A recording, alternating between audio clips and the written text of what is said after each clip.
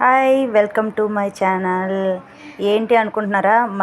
Cup మైదా first organo వేసుకొని తర్వాత water వేసుకొని తర్వాత ఆయిల్ వేసుకొని చపాతీ పిండిలాగా అయితే కలుపుకున్నాను.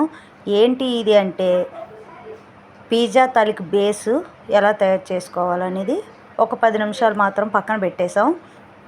పెట్టాక చపాతీలాగే సేమ్ చపాతీలా పామేసి చుట్టూ బార్డర్ చేయాలి.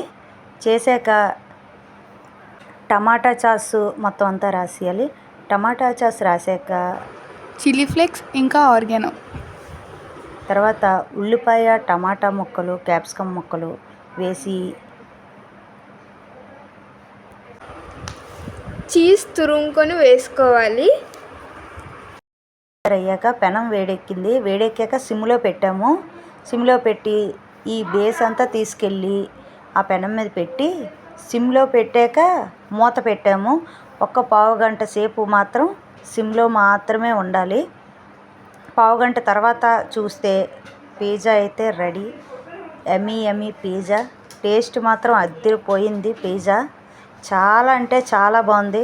బయట కొనుక్కుంటే వస్తుంది కానీ ఇంట్లో చేసుకునే హ్యాపీ